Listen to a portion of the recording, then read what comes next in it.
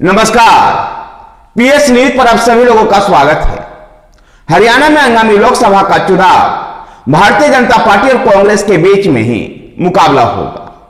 यह तो वैसे जग जाहिर है इस तरह की बातें, लेकिन कांग्रेस के नेता और हरियाणा के पूर्व मुख्यमंत्री भूपेंद्र सिंह हुड्डा ने कहा है कि मुकाबला जो है इन दोनों पार्टियों के बीच में ही है, भाजपा और कांग्रेस के बीच में ही है। बाकी जो पार्टियां हैं वो वोट काटवा है, वोट काटू पार्टियां हैं। उनका इशारा साफ तौर पर जननायक जनता पार्टी की ओर था। जिस प्रकार से जननायक जनता पार्टी को अभी मनमोहन लाल खट्टर सरकार से अलग हुई है और भारतीय जनता पार्टी से गठबंधन तोड़ते हुए अब अकेले चुनाव मैदान में उतर रही है।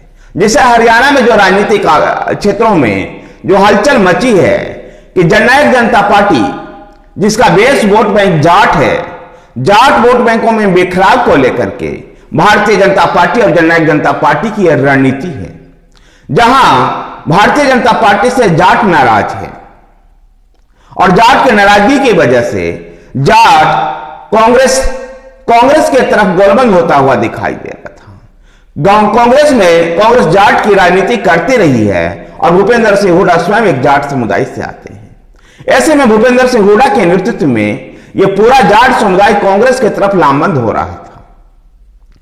तो जहां भारतीय जनता पार्टी से जाट जो नाराज था, इसका एक मुश्त वोट कांग्रेस को फेवर में जाता, जबकि जननायक जनता पार्टी के सरकार से अलग हो जाने के बाद कुछ उस वोट बैंक में सेंधमारी दुष्यंत चौटाला भी करेंगे, जिससे जाट वोट बैंक में बिखराव संभव है। कुछ vote bank Indian National Lokdal भी ले जाएगा। इंडियन नेशनल लोकदल भी जाटों की ही राजनीति करती रही है और जाट समुदाय से ही दुष्यंत चौटाला और उनके दादा इंडियन नेशनल लोकदल पार्टी के अध्यक्ष भी हैं, ओम प्रकाश चौटाला भी जाट समुदाय से ही आते हैं। ऐसे में भारतीय जनता पार्टी जाटों की नाराजगी को दूर करने की अपेक्षा पंजाबी समुदाय के मनोहर लाल खट्टर के बाद हरियाणा में नॉन जाट की राजनीति को और आगे बढ़ाते हुए एक ओबीसी समुदाय के नायब सिंह सैनी को मुख्यमंत्री बना दिया। यद्यपि नायब सिंह सैनी के मुख्यमंत्री बनाने से पार्टी के कई हरियाणा प्रदेश के कई वरिष्ठ नेता थोड़ा अचंभे हैं, उनकी नाराजगी भी सामने आ सकती है। जैसा अनिल विज ने तो अपने नाराजगी स्पष्ट तौर पर दिखाई भी है। इसके अलावा भी और कई नेता, विशेषकर गुड़गांव के नेता राव इंद्रजीत यादव भी नाराज दिखाई दे रहे। अनिल विज हरियाणा कांग्रेस के मोस्ट सीनियर नेताओं में से एक थे। जिस समय मनोहर लाल खट्टर को भी मुख्यमंत्री बनाया जा रहा था, उस समय भी अनिल विज मुख्यमंत्री पद के दावेदारों में से थे, लेकिन उनके बड़बोलेपन रवैया के कारण से संभवतः भाजपा ने उनको हरियाणा की कमान नहीं सौंपी और आज मनोहर लाल खट्टर के बाद नायब सिंह सैनी को बना दिया है। देखना दिलचस्प है कि नॉन जाट की जो राजनीति भारतीय जनता पार्टी कर रही है वो कितनी सफल होगी। लौटते हैं जाट की राजनीति करने वाले कांग्रेस की तरफ। कांग्रेस के जो वोट बैंक था, उस वोट बैंक में सेंध लगाने को लेकर के जननायक जनता पार्टी को भारतीय जनता पार्टी ने रणनीति के तहत अपने गठबंधन से अलग किया।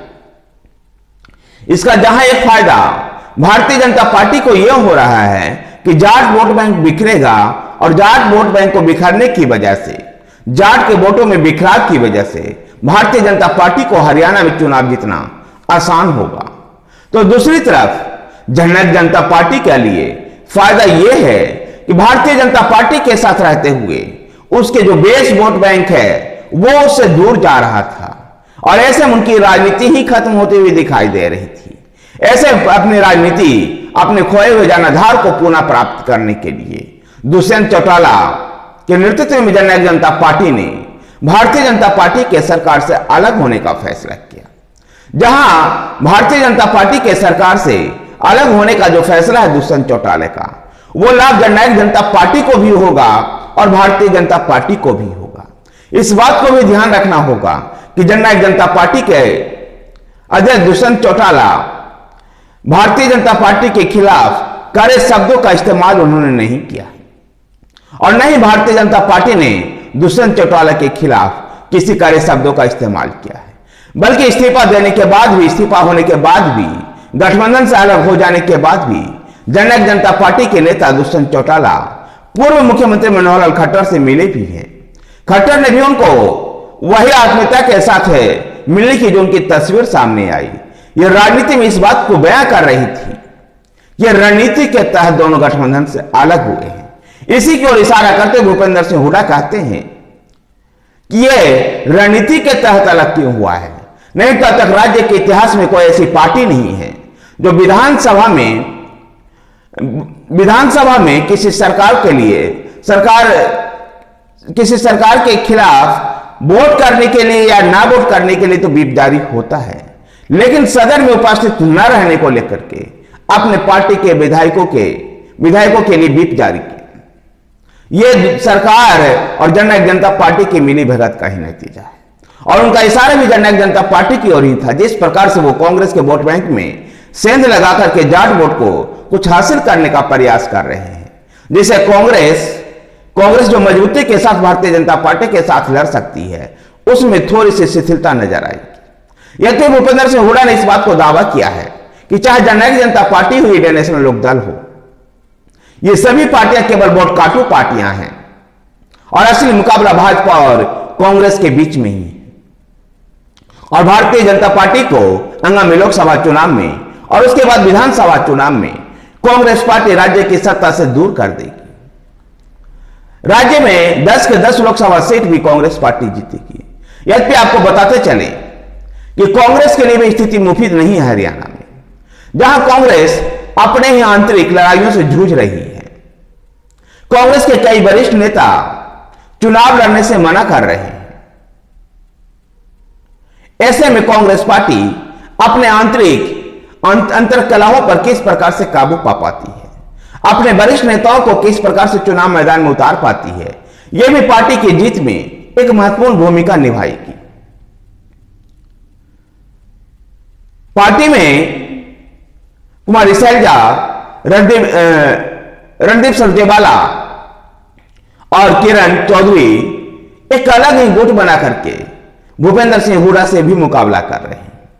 हरियाणा कांग्रेस की राजनीति में जहां भूपेंद्र सिंह हुड्डा के खिलाफ इन तीनों ने एकजुट होकर के यह संदेश देने का प्रयास किया है कि हरियाणा कांग्रेस का मतलब भूपेंद्र सिंह हुड्डा नहीं है।